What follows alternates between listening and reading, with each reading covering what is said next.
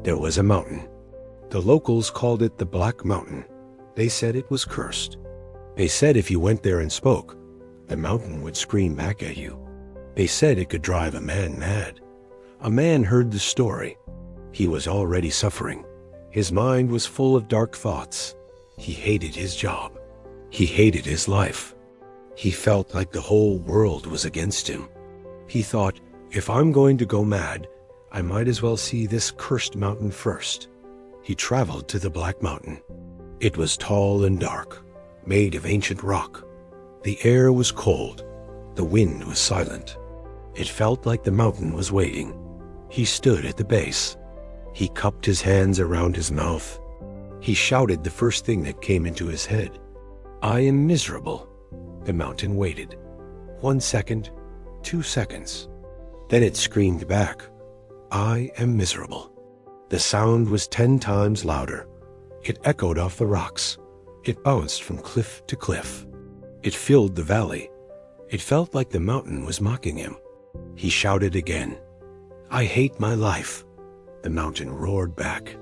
I hate my life. Louder, deeper, more terrifying.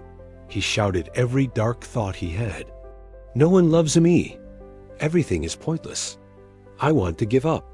And every time the mountain threw it back at him, amplified, vicious, endless. He fell to his knees. He covered his ears. But he couldn't escape. His own voice, his own darkness, was destroying him. He wept. A monk appeared. He had been sitting against a rock, so still the man hadn't seen him. The monk walked over and knelt beside the trembling man. The mountain is cruel, the man sobbed. It screams at me. It hates me. The monk shook his head. He put a gentle hand on the man's shoulder.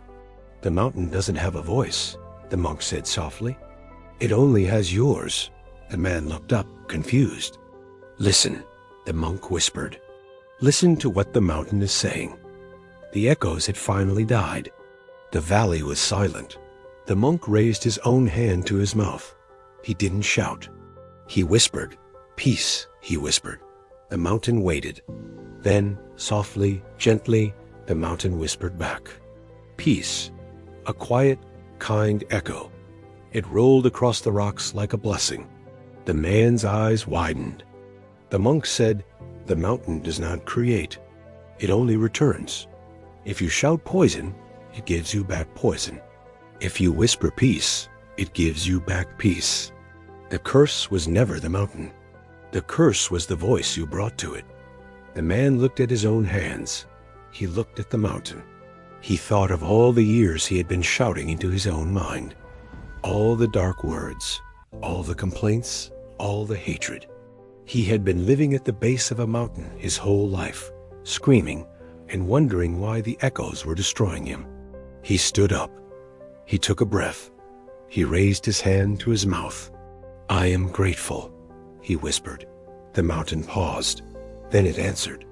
I am grateful. Soft, warm, true. The man wept again. But this time, they were different tears. We all live at the base of a mountain. The mountain is our mind. Every day, we shout into it.